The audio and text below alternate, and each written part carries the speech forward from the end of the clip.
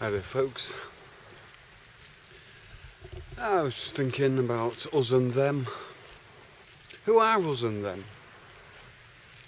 Well, I'm on my own right now, except for you lot watching.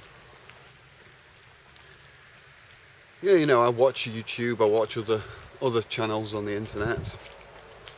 And I watch videos, some are boring, some are good. And maybe some of them I watch at the wrong time, you know, maybe watch them last year or next year.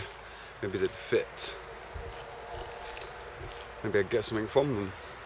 Sometimes I get something from the most stupid crap video, you know, even if the video isn't good, you know, even if I turn off the monitor screen and just say, oh yeah, I've had enough now, this stupid video has sent me out to play. In a way, it's a shame that,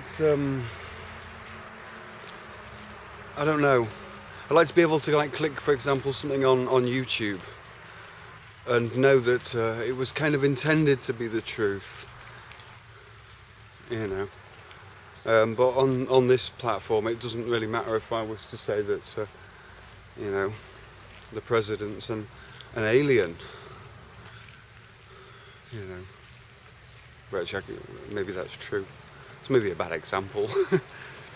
So I was thinking about who's us and them, you know, there's a lot of this like, well, you know, the New World Order, the Illuminati, and the Bilderberger Group, and, you know, Freemasons and all of this lot, you know, them.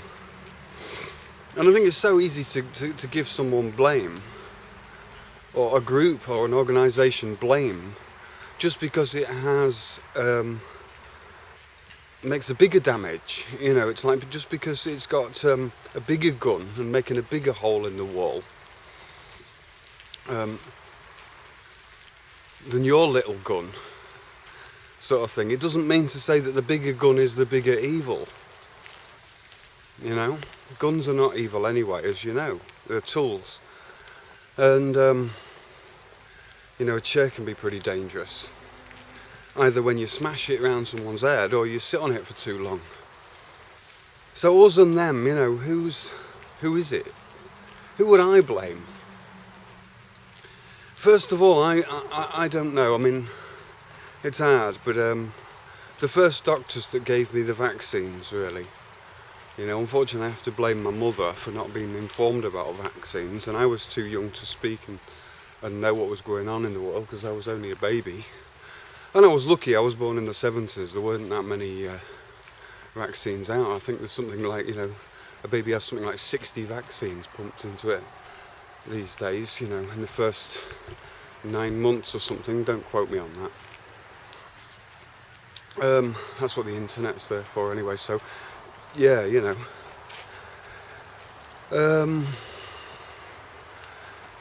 So there's that. Then there's the dentist, you know. I remember just going to the dentist and having loads of teeth just drilled out and filled with mercury amalgam.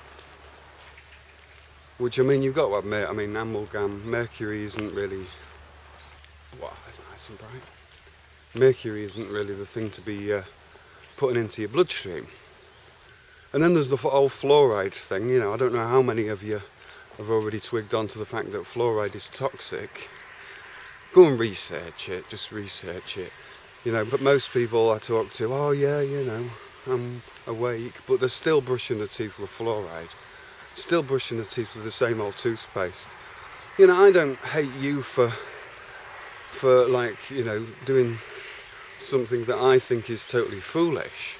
You know, I just, you know, you know, I'm not against fools.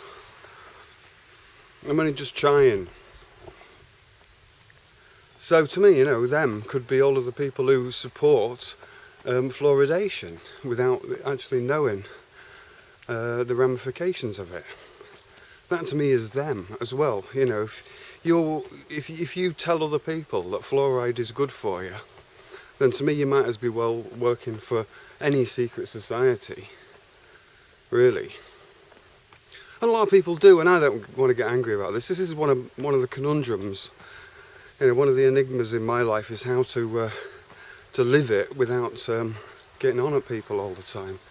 Because, you know, your society, and I'll call it your society if you're a part of that, if you're one of the people who agree that fluoridation is good, and you know, the government, we need a government, all of these things, you know, then you're the people I'm sort of addressing, really, because you're the ones who are oppressing me.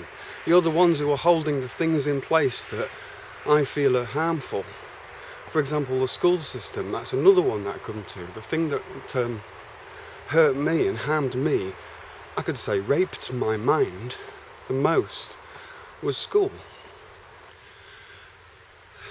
And if you promote school and say it's fine, it's perfect, you know, kids should go to school, and you're not even like questioning it, then to me you work for the secret societies as well.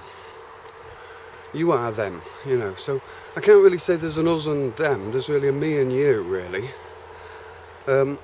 Because I guess I disagree with everybody I know on certain points, and probably I'm wrong on some of them, and it's going to take me a while to get to the bottom of those things. But you know, when we're infants, we don't have a lot of say in the matter. So we have the vaccines, we have the fill-ins, we have the fluoride,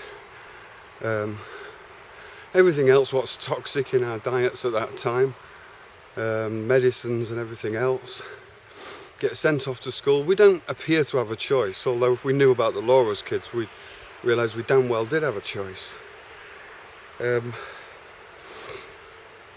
So I got sent to school. The first problem I find with school is not everybody learns at the same time. We're all individuals. Not everybody should get up in the morning and go to school for 9 o'clock and get home for 5 or whatever time it is in your country. You know, to me, well, it's obvious. The school system's just there to make a load of little capitalistic drone slave workers out of us. Let's face it, you know. I'm not going to pretend to be polite on this video. It's my fucking channel. Alright, so the school system, you know, it was even founded by the Rockefeller Foundation. I'd like to thank them on behalf of the capitalistic society, but unfortunately the government's got mixed in and messed capitalism up, so the school system's no use to anybody anyway, because we haven't got a free market. But back to kids. You know, I struggled my entire life. You know, I was raised in a good family, went to school, lived quite near the school, so it was not a big deal. The thing was, though, I learnt better at night. I always learnt better, you know, when the darkness fell, when everybody was in, you know, calming down. My mind would start to work fantastically. I used to do my own work at night. But when I went to school the next morning, I wanted to be out in the woods, not sat on a fucking wooden chair and table, sat all facing forward, looking at in a square room, you know. Back then we didn't have such a thing as autism and Asperger's, not like we do these days, and we don't have the amounts of chemical drugs to deal with it, and we don't. Obviously the kids back then were using their energy in the woods and out on the fields and playing with real sticks and stones, and so a lot of that energy was getting channeled. And nowadays, you know, there's so much chemical crap in the food that the kids don't stand a chance anyway. I mean, I hardly ate any sweets when I was a kid. We weren't a rich family, and there weren't that many sweets on the market in the 70s, really. And you know, even then I had a lot of dentist work done. And I just think nowadays that the dentist is just misinformed, and he's just playing a part of the role in the system. Drills your teeth out, makes you dependent on the dentistry system. Therefore, you need a health insurance. Therefore, you need, you know, a job. Therefore, you need a car to get you to your job and a house, and the whole chain reaction starts from a couple of fill-ins, really. No, I was going to walk, but it's just going to be too late. So school, you know, I'm angry with school. You know, once you leave school and you're 18, then at least you have got a bit of a chance to rebel or whatever. And so in a way, that's why I'm making this channel, really. You know, if we all had a free world where everybody had the choice to just act like morons, everybody had the choice to just make stupid videos just as a pastime, just to entertain each other while there's shit going on in the world. You know, if the school systems were like, hello, if the school systems were improved, and there were no forced vaccines, and people were informed on what damage they're doing to our children, you know, you might call them your children, because they're in your, you know, in your custody, and you're part of your flesh and blood, and you're responsible for them. But obviously you don't own them. You don't own them. You know, are you owned? You know, come on. You know, we've all got to look after your kids when they're out of your own custody. So don't start coming this sort of, you know, my kids don't tell me how to look after my kids sort of crap. You know, because then I won't, you know, should I not look after them? As soon as they get outside of the house and start taking heroin down an alley, then should I tell you? You know, but I'm sure a lot of you who are watching this now are good parents, you know. But school, it ruined my mind, and I want to make these videos because the people should, because there's people maybe like me who don't want to go to school in the day, who don't want loads of like certificates and stuff to prove what they can do. I don't need somebody else's pat on the back. I know what I can do. You know, when I was in school, and it was like, I think it was 1980, it was about, I was 10-ish, and computers had just come out. In fact, I think we was the first class called Computer Studies. And I already had a computer that year. One of the first computers, a Sinclair ZX80. And in school they actually had the ZX81, so I was already familiar with it.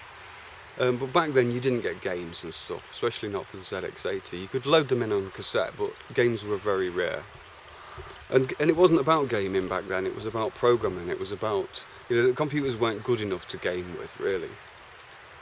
You know, you could play tic-tac-toe or maybe chess by numbers, but anyway, I was in computer class, and I wasn't really the most popular kid because I was like an outsider, you know, an extrovert. You know, I had ginger hair and it was long already back then, and so I was always like seen as a problem child. And but in the computer class, I sat down in that one class. It was only an half an hour class, and I managed to write this computer game.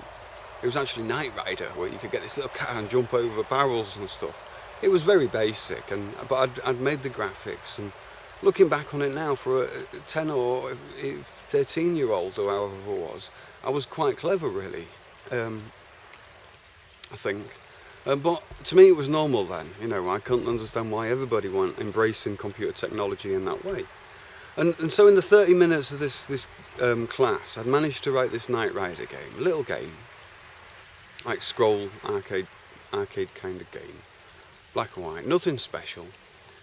And all the kids were crowded around at the end of the lesson to look at my game, you know, and it was like, wow, you've programmed that yourself. And everybody in the class was like, oh wow, you know, you're a genius, Steve, you're really good at, like, you know, for one of the first times that I felt really sort of like I got a little recognised for my talents in the class, you know, because there was some good at football and this, that and the other. And finally my day came, and I thought, you know, now I've broken into popularity, now I'm going to be, you know, popular enough to talk to people, you know, small talk or whatever. And the teacher came across, and I know probably didn't know, but she came across and she says, stop playing games, and she unplugged the computer before I'd even got a chance to save me program. I didn't really work it out back then. I thought she was just, I couldn't work it out. But yeah, I mean, obviously she thought, you know, she thought I probably just uploaded that game and just played it, you know. But I'd actually programmed it all by myself as a kid, got absolutely no recognition. In fact, got punished, basically, for it, you know. And it happened like that all the time, really. That was it for me. That was my entire school, you know, school life, really, was doing that. I hate school. I hated it, and I still hate it. And you know, I mean, in the later years, I just didn't go. I'd go to school, you know, sign the register, and then just run off. And I must have like got a good couple of 100 days off school. You know, when I got my report card, I just wrote in, you know, I changed the 300 to a 30 to an 80. And a couple of other numbers, you know, making up a good 50 odd days onto me report card. These days you're not going to be able to do that because the kids are going to be like microchipped. You know, you're not allowed on and off college times and stuff. So it's a robot machine system. And if there's anybody like me caught in that system now, they're not going to be happy. If I hadn't been able to play truant, you know, to escape school, I would have, I don't know what I'd have done. I'd have probably just gone out shooting people. I'm sorry to say that, but, you know, there's nothing worse than you can do to a child than put them in a fucking room, sat at a chair and a desk for like 6 hours or whatever, and fill them full of stuff they're not interested in right then. Alright, I tell you what, if you're such a good parent, right, okay, sit for an hour on a little wooden chair and listen to something, listen to a lecture and write it down word for word. And then next week I'll question you on it. You see how boring it is, and then do that for, you know, every day of the week. And then you've got no future, no job, no money, no power, no nothing. You're just a stupid child sat there being brainwashed. And this is the result of it. You know, this whole society is the result of this stupid brainwashing, and I see it from here. You know, I'm nice on people. I'm nice on people because people are nice. But they're bloody stupid because they went to that stupid school. You know, so when you go around supporting all the things that I don't like, then to me you just become them. If there's an us and them. That's why I don't really have an us and them. So most people would be in it. You know, and I don't mean that in a nasty way. I'm sure you know I don't. I'm sure you're left with the same conflict, otherwise I'd keep this to myself. I'm sure this is one of our biggest conflicts, is the fact that so many people are trying to tell their friends and family and loved ones and getting laughed at. And those people are just wasting time. You know, I know it's important for everybody to say you have a day off from worrying about all of this stuff or anything. You know, but if you really want to bring your kids up, then there's more to it than just bringing your kids up. You've got to bring the entire society up. You know, it's not about your own kids. Unless you're going to send them onto a desert island on their own. It's about society, and there's so many parents. This is one of the things that really gets me. Even dog owners, it's the same thing. You know, you try and like discipline someone else's dog and they don't like it. Same as if you try and discipline their child, they won't like it. Because it's removing an authority from them. I think this could be what parents really kind of get off on sometimes. I'm not saying all parents, but I've noticed it quite a lot. You know, that parents tend to really love this authoritarian position. And considering most of the children were born out of, you know, probably too much alcohol and neglect and a bit of an accident, you know. And then the father makes out as if it's like if he's done something really amazing. I'm sorry, mate, but you've got a few years left to go before you've done something amazing. You know, you've probably only done something amazing for about 15 minutes. And there's this child that you didn't want, really, and then it's there, and it's like, okay, yeah, I do want it now, fair enough, everybody loves children. But a lot of parents make out as if it's, you know, as if they're the ones who have created this child, and it's theirs and belongs to them. They now shall fill its mind. No one else shall have a part to play other than the school and the system. So the kid becomes like the television, the wife becomes like the television, and the man becomes like the wife. The wife doesn't like the man anymore because she's like how she wanted him to be. Ish. The kids are uncontrollable because they're just being controlled by school and television, and those wannabe parents who thought they had the full educational thing set out, you know, didn't. So there's a lot of fathers walking around there who have become children because they don't realise that the children need empowering to become fathers, and same with the mothers and that. You know, we've got to start showing our kids things that are useful. You know, got to start teaching them about questioning authority and yeah, I've been going on anyway for 20 minutes over now. It's probably one of my longest videos. But this has got to change with schools, folks. I can't watch. You know, I don't go to school. I'm not a teacher, but it's got something to do with me. As long as the people who are walking around your and my planet are acting such obviously affected people from the educational system, then we've all got a say in it. Anyway, yeah. Have fun with this one anyway, and I hope it's not too long. See you later.